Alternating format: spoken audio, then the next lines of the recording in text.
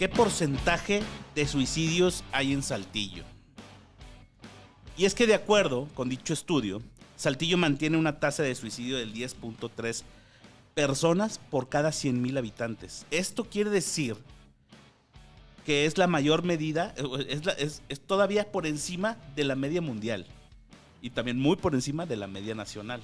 Es un número catastrófico, ¿no? Pero ahora estamos acompañados, tenemos una compañera de lujo que también nos va a hablar del tema. Por favor, si te quieres presentar. ¿Qué tal a todos? Mi nombre es Betsabe Terrazas. Yo soy directora de una campaña, bueno, ya no campaña, de una asociación que estamos en México y en Colombia en prevención del suicidio. En tema de prevención del suicidio. Así es. ¿Y cómo es que se trabaja con este tema de prevenir el suicidio?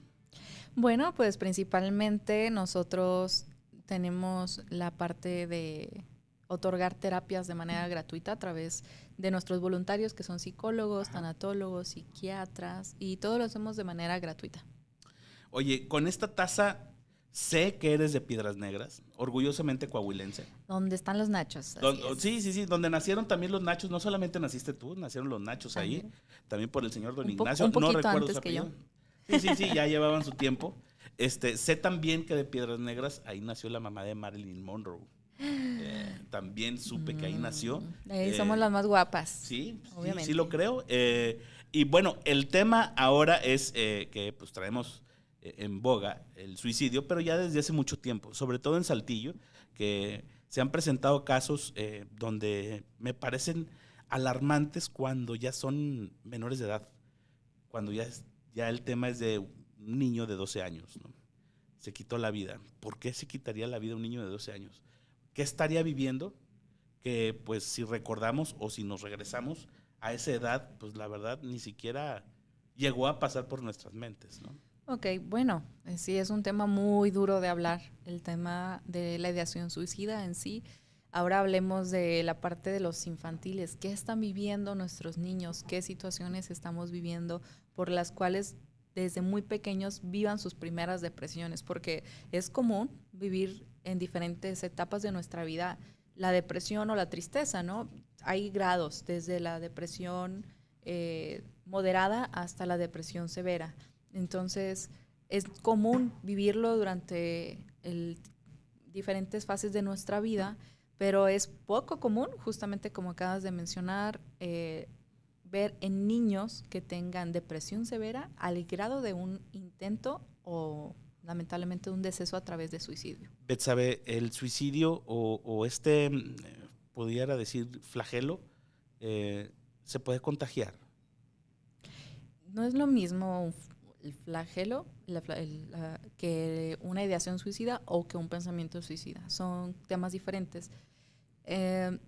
No es que se pueda contagiar tal cual, sin embargo, la depresión severa que lleva a eso, o sea, que lleva a que se autoflagelen o que tengan ciertos comportamientos autodestructivos, sí se puede a lo mejor imitar. O sea, sí puede ser que lo que yo haga, pues puede darte como ejemplo para que tú lo imites. ¿Por qué? Porque estamos en un ambiente en el que aprendemos de otros.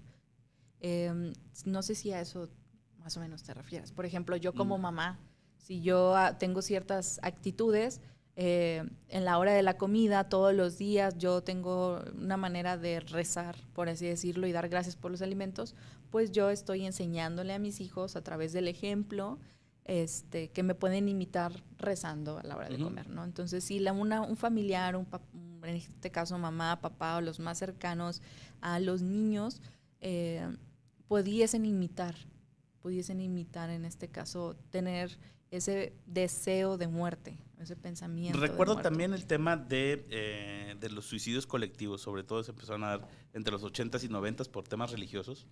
Oye, sí, están bien locos. Estaban bien locos, ¿no? Ese tema. ¿Qué rollo? Bueno, mire, yo creo que se sigue dando muchísimo, porque la empatía tiene un superpoder, ¿sí? Yo ahorita me agarro a bostezar y te aseguro que viéndome nada más con bostezar, sin escuchar mi bostezo, te van a dar ganas de bostezar. Sí, claro. Si yo me agarro carcajadas, pues te va a contagiar la carcajada. O sea, la empatía es muy, muy poderosa. Y ahora, súmale que si te encuentras una persona narcisista o sociópata que te pueda convencer de lo que sea a través de un buen acto, por ejemplo, a través de la empatía, ya sea religiosa o de, digo, en este caso agarramos la religión, ¿no? Pero pudiese ser cualquier otro fin, ¿no? Sí, claro, te va a terminar convenciendo de suicidarte o de casarte o de unirte a una secta o de cualquier cosa, ¿no? ¿Necesariamente los suicidios van ligados con el tema de depresión? Sí, los suicidios sí van ligados al tema de la depresión, porque la depresión severa te aleja de la realidad, o sea, te aleja mucho de la realidad. Y además, si la depresión severa pues va de la mano con algún trastorno o si va de la mano con alguna adicción, pues entonces eso nos detona todavía muchísimo más la determinación de la persona que quiera suicidar. Una amiga que es psicóloga me platicaba, pero muy someramente, que hay tipos, como lo comentas tú, de depresiones, pero también con el tema severo. Me dice, hay depresiones que son como adictivos. ¿Qué quiero decir con esto? Que les gusta estar tanto en depresión o ya lo disfrutan y hay un cierto goce en el tema depresivo que no se quitarían la vida, que prefieren seguir así, continuar así. Entonces se me hizo bien loco el comentario que me hizo esta amiga, pero también me recuerda, que era lo que habíamos platicado anteriormente y lo compartimos en este podcast, que, bueno, había en el tema de la guerra, ¿no? Que, pues bueno, ya te agarraban los del bando contrario y preferías, en vez de estar sufriendo como prisionero de guerra, pues había personas que no necesariamente tenían depresión, pero se quitaban la vida por un tema de conveniencia, ¿no? De que, pues, oye, ¿sabes qué? No, me va a ir peor allá. Pero pues no estaban Sí, era cosa de evadir, ¿no? Evadir las consecuencias de, pero de alguna forma no creo que sea por depresión, o sea, creo que eso ya es por un plan estratégico, ¿no? Digo, si muchos de los criminales eso es lo que hacen, o sea, no tienen miedo de hacer daño a otras personas, tienen miedo de que les hagan daño, de asumir sus propias consecuencias. Entonces no es porque estén deprimidos de alguna forma cuando se suicidan, sino pues es una estrategia también de evadir consecuencias. Sabiendo también de casos, de algunos casos que les da enfermedades terminales, deciden también quitarse la vida, por decirlo entre comillas, a tiempo, para que a los familiares no les cueste tanto.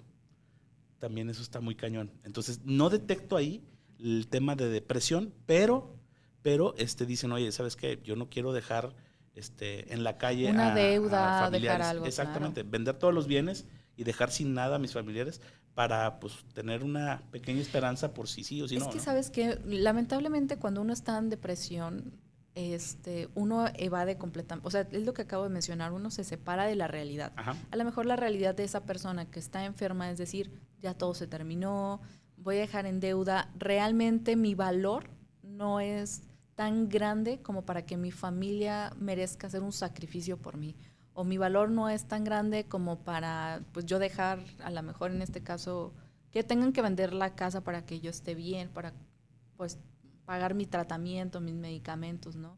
Eso es una realidad distorsionada porque la persona que realmente sí no tiene una depresión severa, pues lo que hace es decir, no, sí quiero vivir por mis hijos y me quede sin casa y me quede sin ni un peso y así tenga que se endeude mi familia, yo veré cómo les pago. O sea, es un pensamiento diferente a cuando uno está en depresión, que sí puede tratarse en una enfermedad. Cuando uno vive una enfermedad, pues lamentablemente que requiere de requiere muchísima atención y no la recibes, o cuando requiere a lo mejor de una posición económica y no la tienes, terminas deprimiéndote, porque sabes de alguna forma que aunque quisieras vivir, no te queda de otra más que a lo mejor entrar en una idea de asumir, decir, bueno, ok, pues prefiero, como tú dices la palabra preferir, o sea, prefiero morir ahorita a que más adelante y que como quiera voy a estar solo y voy a estar endeudado y voy a dejar. O sea, creo que es más bien ahí el trasfondo es que a veces tomamos unas decisiones no por el amor al otro, sino por el miedo a decir, al no valorarse lo suficiente o al miedo a ser rechazados también, a que los mismos hijos te digan, cuando son los adultos mayores, que a veces dependen de los hijos y los hijos ya no quieren hacer un sacrificio más. Y los conoces y dices, en lugar de proponérselos, mejor lo propongo yo. Propongo lo que ya sé que me pueden decir. Uh-huh.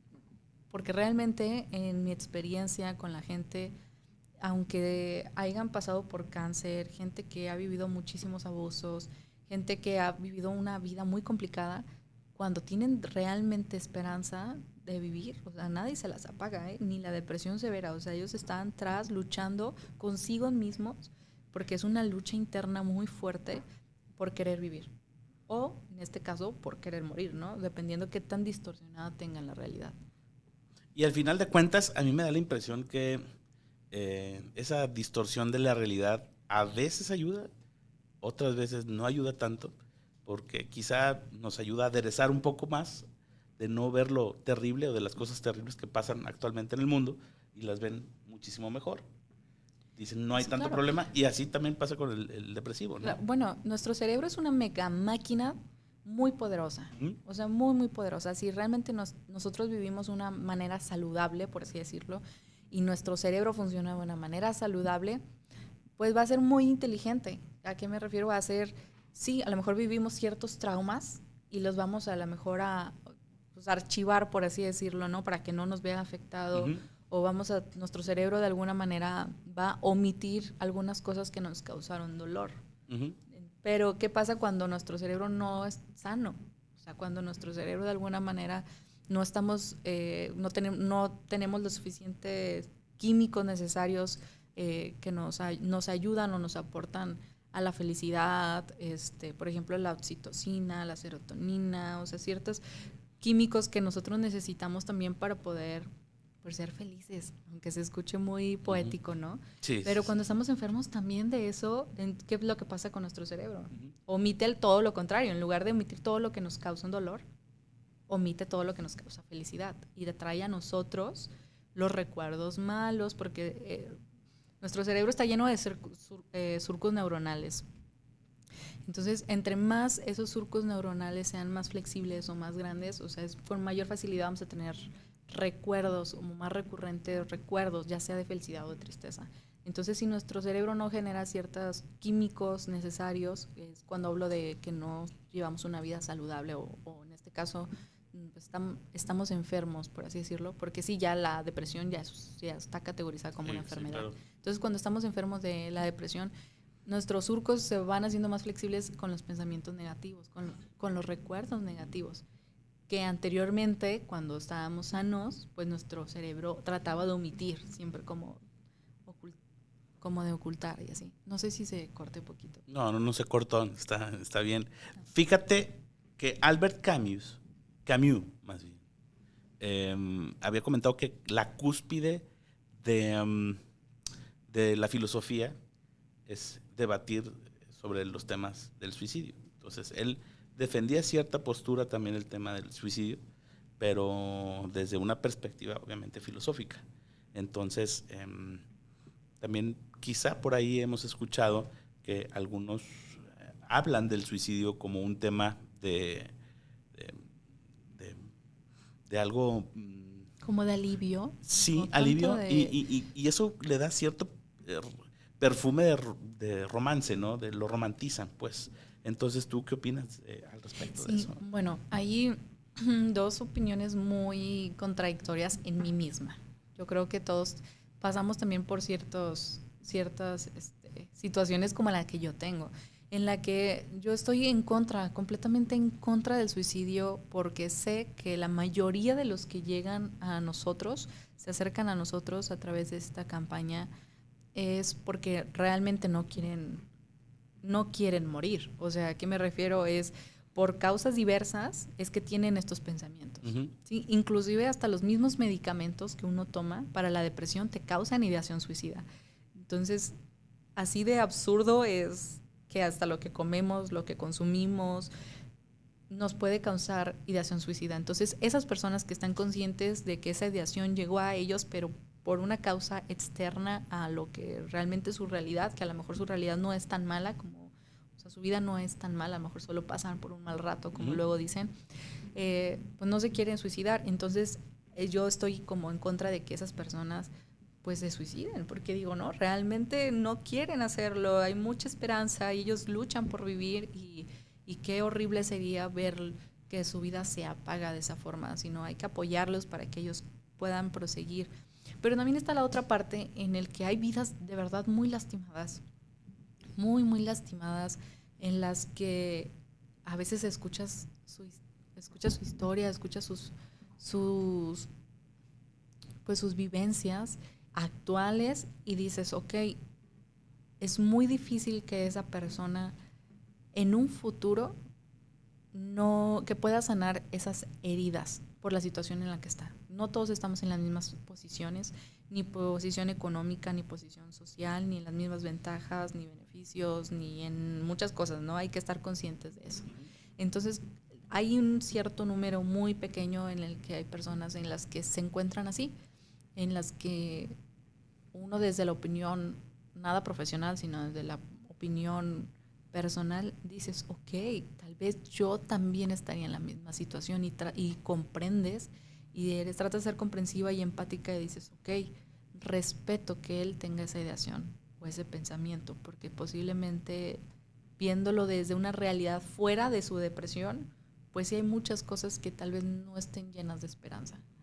Y si esa persona lleva un proceso ordenado, que no sea doloroso para ellos. ¿Y a qué me refiero doloroso? Porque sigue siendo un proceso doloroso, pero tal vez controlado en el aspecto que pueda despedirse de su familia, que deje las cosas en orden, que se vaya en paz, por así decirlo. De alguna manera nosotros respetamos y decimos, es decisión de la persona, pero qué bueno de alguna manera que no lo está haciendo con ese dolo. Decir, me muero porque ya me quiero morir y los odio a todos, o me odio a mí mismo y me niego, sino también el decir, bueno, que estoy consciente que se hizo lo que se pudo, ya no depende tanto de mí, sino de la situación, y si no lo hago ahorita, tal vez ya la misma vida me va a alcanzar, o sea, no sé, como que hay ciertas situaciones en las que contradictoriamente yo también digo, ok, respeto, o sea, respeto la decisión de tales personas, del por qué lo quieren hacer.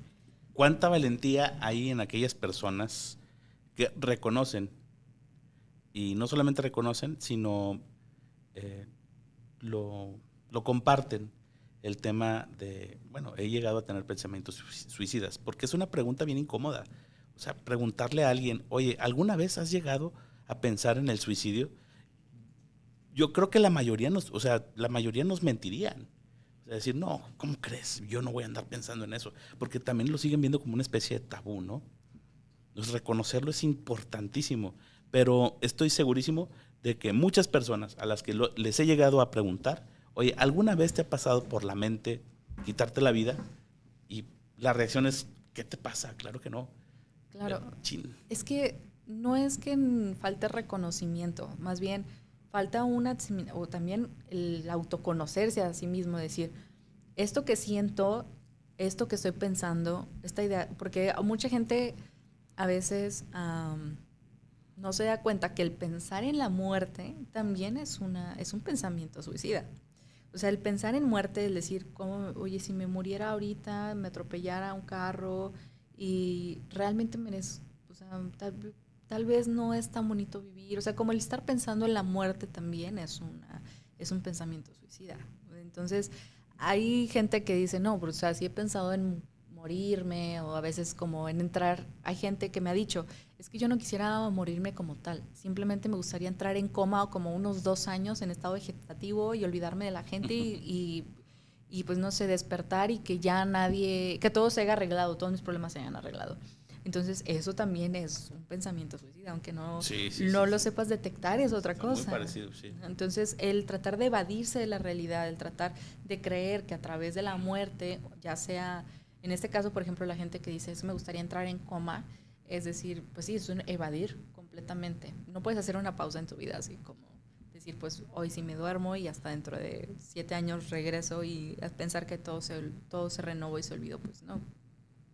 Um, Más bien lo que ha hecho falta es realmente que las personas aprendan a autoevaluarse, que puedan decir, sí he tenido pensamientos suicidas o sí he tenido ideaciones suicidas, porque he pensado en muerte, porque he pensado en evadir la realidad de manera Constante, ¿no? siempre pensando en muerte. O sea, es a lo que voy, no es lo mismo. O en hacerse daño.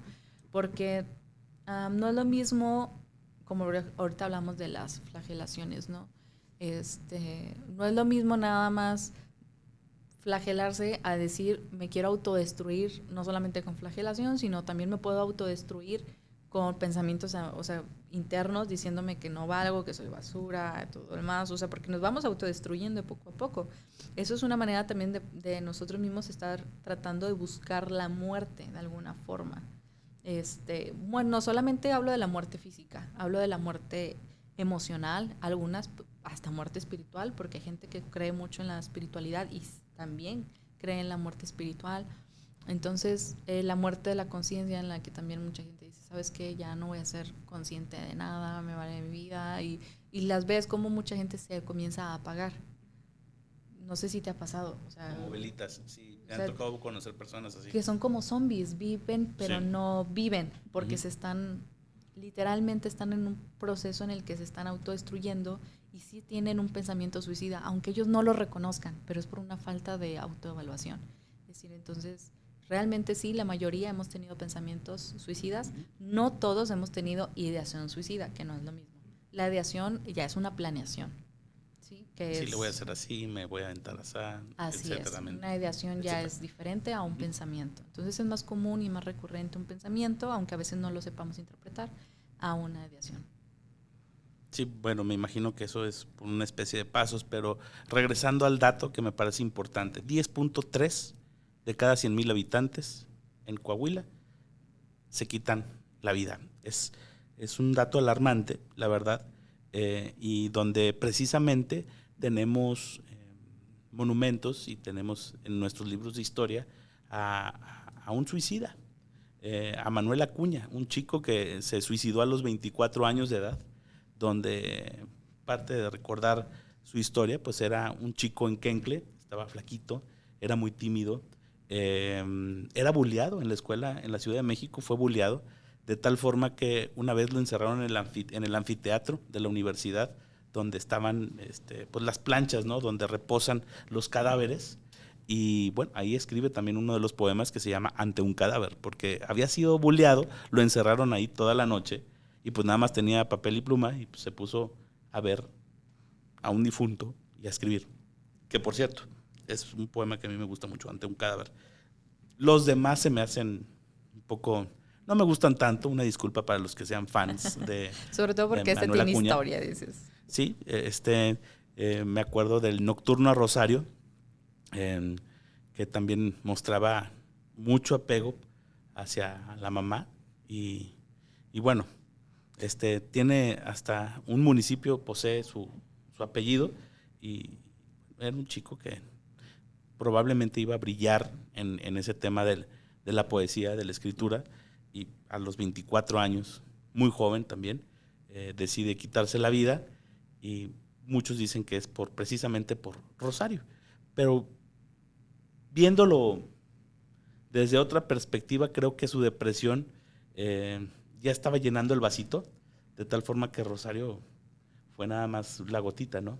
Sí, claro. Todas las depresiones, bueno, hablo generalizando, ¿no? Claro, todas las personas somos especiales y diferentes, hay diversidad en todo, ¿no? Pero hablando de un cerebro general,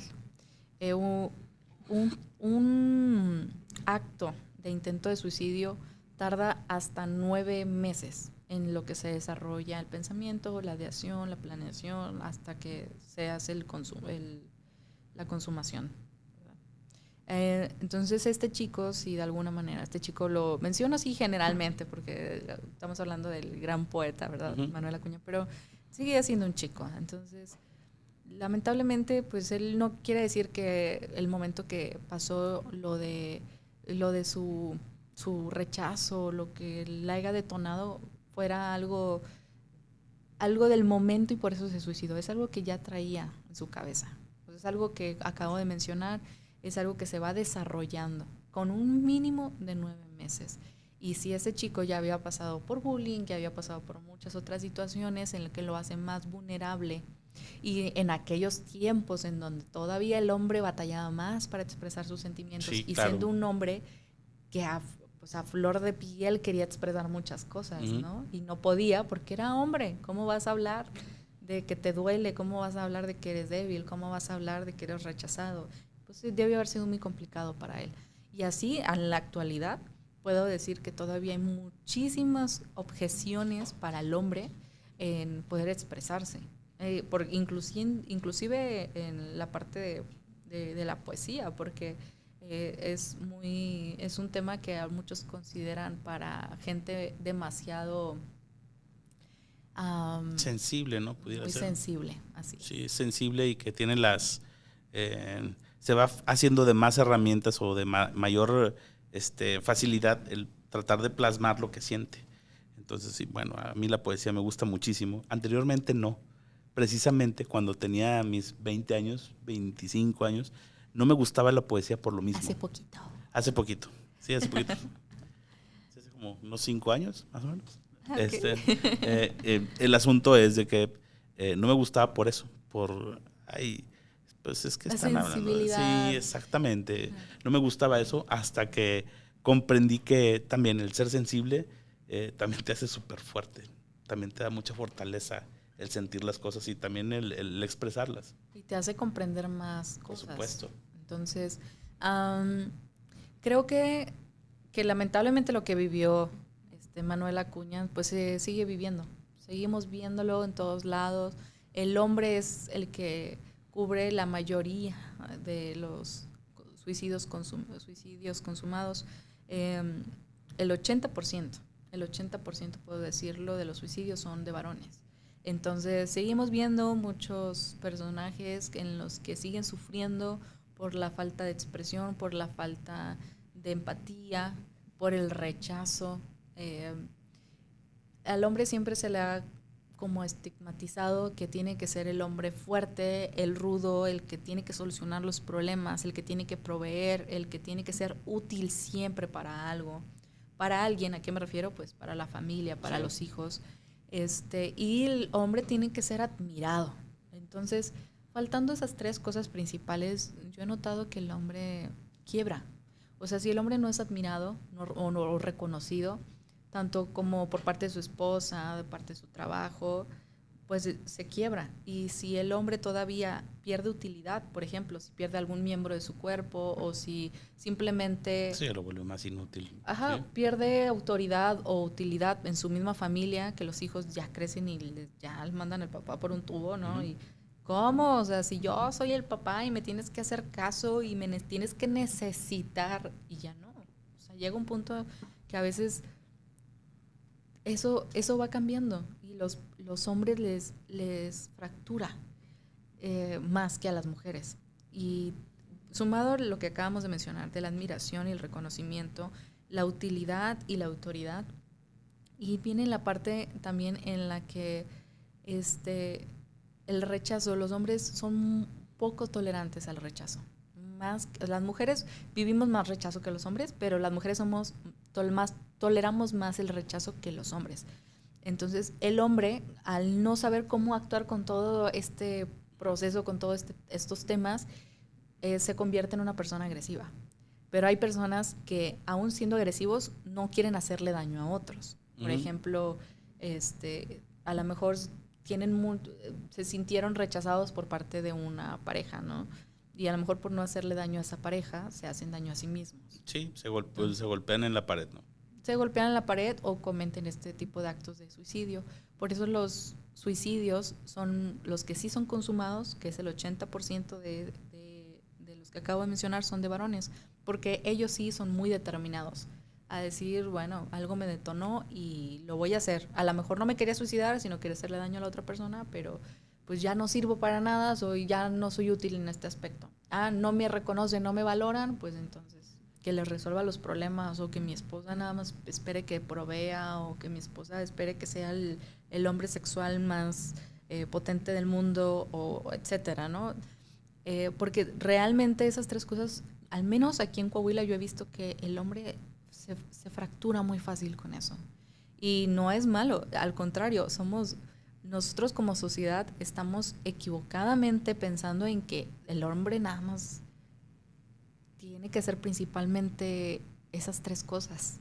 Y no, el hombre es muchísimo más que eso. En sí, el hombre a nosotros como mujeres también nos provee seguridad, nos da mucha atención, nos da como más cosas emocionales de las que a veces le valoramos o le reconocemos. Uh-huh. Y si el hombre también se diera cuenta de eso, pues no se enfocaría solamente en esas tres cosas cuando llegue la depresión severa, ¿no? Porque a todos en algún momento nos llega la depresión. Es muy triste pensar que el hombre tiene más frecuencia a suicidarse. La mujer tiende más a los intentos de suicidio. O sea, eso sí puedo decir, hay más intentos de suicidio en mujeres, pero el hombre lo consume. O sea, sí lo llega a consumar mucho más que las mujeres. Bueno, y ese es también un tema cañón, porque precisamente también leyendo hace algunos días sobre el tema del suicidio, vi una estadística de que las mujeres tienen más recurrente el pensamiento suicida, pero el que lo consuma más es el hombre. O sea, como que hay mujeres que sí lo llegan a pensar, pero no jamás lo practican, no lo consuman, no pasa de ahí, pero el hombre sí. La mujer, lamentablemente, por toda la situación social de abuso que hemos vivido las mujeres, nos hemos hecho más tolerantes al abuso, al rechazo, a la desigualdad, a la falta de amor, al abandono. O sea, como que no es nada bueno ni nada bonito decirlo, pero eso de alguna manera nos ha hecho una capa protectora que terminamos en solamente pensar en el suicidio por todo el daño y las heridas causadas, pero no se consuma porque sabemos que podemos tolerar o aguantar un poco más. Entonces, aún así sigue siendo algo feo de pensar y algo importante de tratar, ¿ok? Pero el hombre, al no tener tampoco tan flexibles sus emociones, o sea, ¿qué me refiero a que a ser tan tolerantes nosotros como sociedad, a pensar que el hombre también puede ser flexible en sus emociones? O sea, digo, me siento bien o me siento mal o me siento triste pues sí logra él como determinar más rápido el suicidio, porque a él le avergonzaría el que otros se enteraran que no fue capaz de suicidarse o que intentó suicidarse y no lo logró. Y voy con un ejemplo yo tuve un paciente que él me dijo, él intentó suicidarse y él se sintió más avergonzado cuando lo fueron a rescatar sintió más humillación, porque él cuando lo intentó fue a través de una soga y la soga él no pudo con el peso. Entonces, al ser una persona pues muy robusta, pues la soga cae y él le causaba más vergüenza. Sí, claro. Decir, es que por gordo y por inútil no calculé bien, no soy tan inteligente, tengo que venir a que otras me vengan y me rescaten, qué vergüenza. O sea, se sintió peor que lo que se había sentido en el momento para tomar la decisión. Y eso es por la falta de la flexibilidad de las emociones. O sea, al contrario, o sea, creo que tendríamos que tener un plan una estrategia como sociedad del saber tratar estos temas, en especial con los hombres. De decir, no hacerlos sentir mal ni avergonzados por tener estas ideaciones o tener estos intentos. Y bueno, Betsabe, cuéntame desde hace cuánto surgió la idea de esta asociación que tienen. Ok, pues la mía surgió apenas en el 2018. En el 2018 comenzamos siendo una campaña, después ya nos fuimos formando hasta llegar a 11 ciudades en México y en Colombia, en estos dos países. En Colombia estamos en 2 estados y pues aquí estamos hasta en 5 estados de la República Mexicana. Sí. Y nace primero de un ofrecimiento muy sincero de mi parte en mis redes sociales, en el que yo ofrecí de manera empática pues tomarme un café con las personas que tuvieran una ideación suicida, porque yo lo había vivido también en la adolescencia. Entonces yo platiqué en mis redes sociales que yo había tenido ideación suicida y que yo no tenía un valor, no sentía un valor de joven, etcétera, ¿no? Entonces si alguien se sentía de la misma manera en la que yo me sentía antes, podía sentarse conmigo, lo platicábamos y a lo mejor de algo les podía servir mi testimonio. Y literalmente decía que los invitaba a un café. Por eso la campaña se llama Toma un café conmigo. De ahí nació. Y desde hace algunos años que vienes trabajando con eso, ¿como cuántos cafés te has zumbado? ¿Cuántos cafés te has echado platicando? Híjole. ¿Qué historias has recibido, no? Pues mira, hicimos un conteo hace poco, como 2 semanas, una semana y media, de cuántos pacientes, no personas en el proceso de ser pacientes, porque eso se sumaría muchísimo más. Alrededor de 18,000 personas hemos ayudado en estos 5 años. Wow, es de un manera gran gratuita. número. Así es. Es un gran número.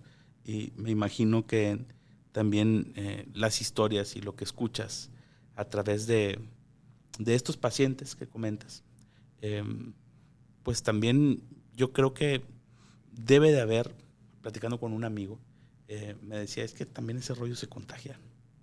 Entonces, al final de cuentas, estar platicando de eso y de manera constante, pues tú también llegas a sentir... Es que es la empatía, es la empatía. Un tema de vacío, un tema de, oye, caray. Es que lo que te decía de imitar, hay un efecto que se llama en la psicología, que es como cuando miras, o sea, tú puedes ver una persona y vas a ver muchas similitudes de esa persona en ti. Y los profesionales en la salud pueden separar eso, ¿no? Pueden completamente dejar su vida a un lado y escuchar la de la otra y tratar de ayudar al 100% a la otra. Pero hay situaciones en las que son tantos los casos tan similares a tu vida que terminas convenciéndote equivocadamente que tal vez tú tienes más razones para pensar en muerte de las que creías.